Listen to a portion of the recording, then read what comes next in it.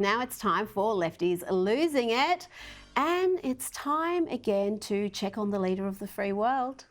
Thanks to all the members of Congress and Homeland Security Secretary. I'm not sure I'm going to introduce you all the way.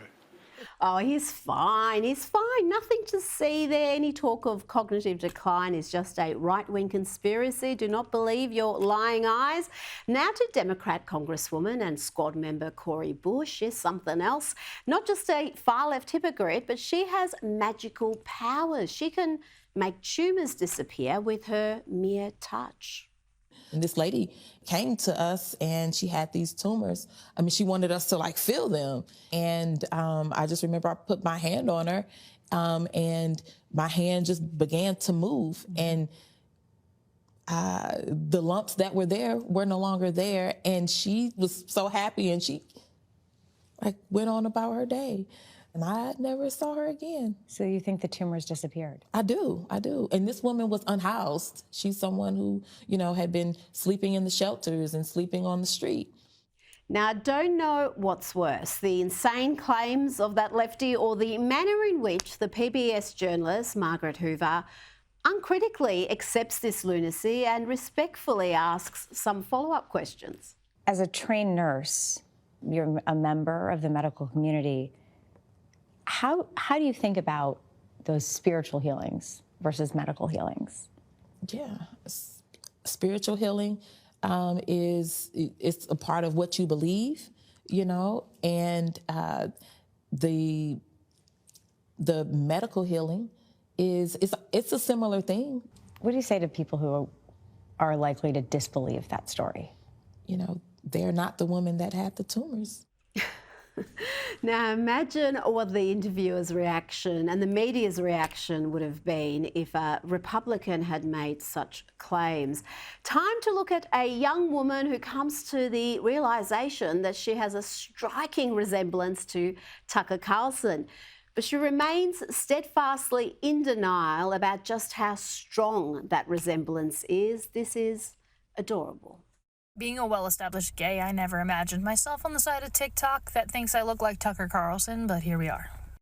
And I gotta be honest, I know of this man, but I could not pick him out of a lineup. So I'm gonna Google him, and we're gonna see if you guys are onto something or not. What? This man? Is it the twinning forehead wrinkles? Oh, wait, is it the teeth? I can see it in the teeth a little bit, but that's really it? Denial ain't just a river in Egypt. Lady, you are the spitting image of Tucker. How are you not seeing it? Time now to check in on the Gays for Palestine movement, who still haven't worked out that their activism is not just suicidally stupid, but offensive to many Palestinians. There are no pride rallies in Gaza.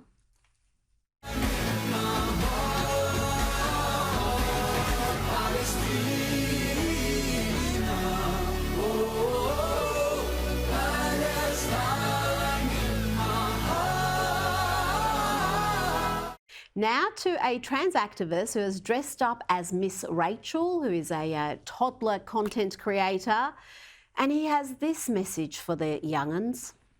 Hi friends! Today we're going to talk about something super important, what it means to be transgender. It's a big word, but I promise that it's easy to understand. Ready to learn? The first thing I want you to do is close your eyes.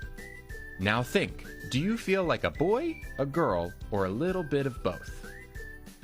Do you have your answer? Great. Now I want you to imagine that everyone keeps telling you that you're something else, even though in your heart you know who you are. Wouldn't that make you sad inside? People who feel like this are transgender. Just a reminder, the creator he's dressed up as, the one who is imitating, has a preschool audience, toddlers and kids around 4 to 5 years of age. Can we just leave them alone to be kids and not indoctrinate them with radical gender theory? Apparently not. One day you notice that Theo starts wearing girl clothes instead of boy clothes, and then they tell you that they want to be called Luna instead of Theo. This is so exciting for our friend Luna because they finally get to be their true self. And if you accidentally call Luna by their old name, make sure to say a big sorry and that you'll do better next time. Now we see a lot of filth, dangerous disinformation and indoctrination on TikTok, and the CCP-aligned owners are quite happy for that content to be on their site. So what video was so terrible, so violent or harmful that TikTok banned it for violating community guidelines? Brace yourself, folks, because I'm going to play it for you.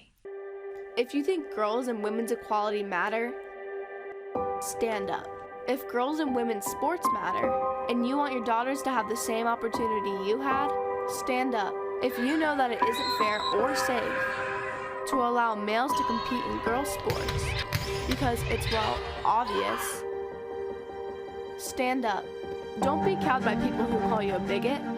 You're not a bigot. Don't let men tell us how to be good girls.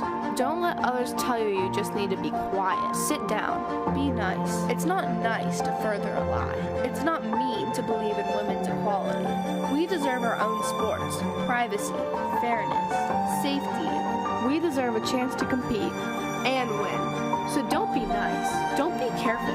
Be honest. Be brave. Fight for women. We've come too far to give up now. And if you agree with that, stand up and stand with us. That was a commercial for XXXY Athletics. They say they're the only athletic brand that stands up for women's sport, but young girls speaking about keeping male bodies out of their sport is apparently too much for TikTok.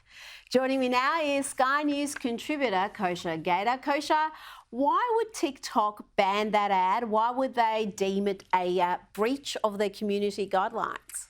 Such a great, flashpoint about this moment where we are in the culture right now. Now, in this case, it happened to be TikTok. As we know, most of all the other platforms are not infallible, from the COVID fiasco to Hunter Biden's laptop and the rest of it. All sorts of things that shouldn't be banned are banned, with the exception of maybe Twitter after Musk acquired it. And I would say TikTok's loss is Twitter's gain, because all sorts of people are retweeting this ad over there. And the founder of this clothing line, who started it, I think, earlier this year, as a slap back on this whole cultural issue that we're dealing with the trans thing, will get a lot of airplay and retweets from it, hopefully, outside of TikTok. I think the whole world is just in these two buckets right now, and this issue is coming to a head, where there's the bucket of people that are continuing to propagate this agenda, and Title IX has been repealed, and all the cowards that don't speak up, and then you've got the other bucket with the J.K. Rowlings and Megyn Kellys and Riley Gaineses of the world, and we'll see where it ends. Well, in one bucket, you've got the majority, it seems, of the population, and then the other, you've got all the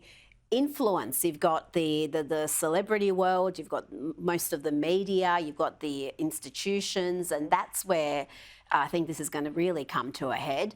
Now, Russian President Vladimir Putin is in North Korea, and he has gifted despot leader Kim Jong-un a Russian-made limousine. He's also given him a dagger and a tea set, a wide variety of gifts there.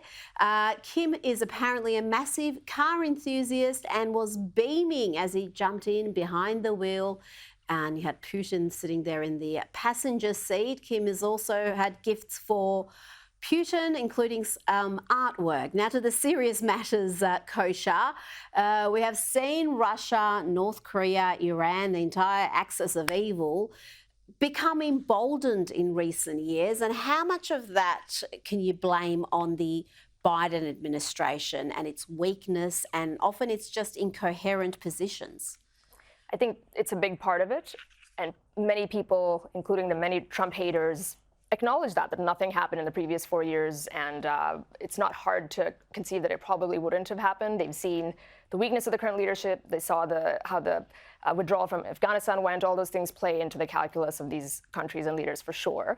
But I also think it is bigger than Biden and the current administration, where all of these things are predictable consequences, tough as they may be, from foreign policy for 30 to 40 years of just how things have been going. And if with the West, with NATO's expansion and then Russia getting emboldened and taking over Crimea before and now this, you are going to see these kinds of maneuvers happen. And the more we continue along the current course, it's not surprising to see these other alliances forming. And then I think the car and the dagger and all that is just stagecraft, and it feels almost like Putin is kind of trolling the world a little bit by doing that, and saying, hey, I've got moves up my sleeve too, here's one. Well, yeah, I'm effectively buying off a leader with a tea set. And I know he also gave him a limousine, but these two have entered into a new agreement. North Korean state media is reporting that this new agreement between Russia and North Korea requires both countries to use all available means to provide immediate military assistance in the event of a war. Now, that is a worry. If that is accurate, then Russia is obliged with its nuclear weapons to come to the aid of North Korea and vice versa. Yeah, that's the serious stuff. And many say that North Korea in some ways is a proxy state of China, unofficially. And so this move is really a proxy to the other move of them getting closer. And we see that economically and militarily, even though officially China's position has been sort of non-intervention and not taking a side in this conflict. You will see more of that. And that's sort of the point about the expected consequences. And we would hope that Western leadership is aware of all those moves and counter moves and is factoring that in. But unfortunately, I think a lot of people don't have faith that that's necessarily the case either. Now, the Russians say they're waiting on a response from the Biden administration for a possible prisoner exchange, which could see US citizens detained in Russia, including Wall Street Journal reporter Evan Gershkovich, come back to their home countries. Russian prosecutors just last week approved an indictment accusing the journalist of espionage, a claim that he, the Wall Street Journal, the government vehemently deny. What is holding up this process, Kosha? Are the Russian demands likely to be so outrageous that the White House can't accept them? It's a great question. This is, I think, going to bring this to a head as well, about how much of a concession is a fair concession. And there's so much of a disconnect and lack of consensus domestically within the US around this. So, if there's we don't know obviously all the machinations and what the ask is behind the scenes, but if Putin is linking it to some sort of agreement of a peace settlement with Ukraine, which would include Ukraine ceding some territory to Russia, that's going to be an issue because domestically there's absolutely not alignment on that. There are those who say that's real life and you've got to accept it and move on and end this war. And there are those who say absolutely not, we're not going to cede to that. And unfortunately, this hostage situation in Evan sadly becomes, I don't want to say a pawn, but sort of a pawn in that chessboard. And that's just the real harsh, unfortunate reality of it. Because the White House has been willing to be generous, if you could say. They've released monstrous mass killers in these prisoner exchanges. So they have been willing to release people they really shouldn't release to get their citizens back. But it'll be interesting to see how this resolves. Let's hope Evan is back home soon. Kosha Gada, thank you so much for your time.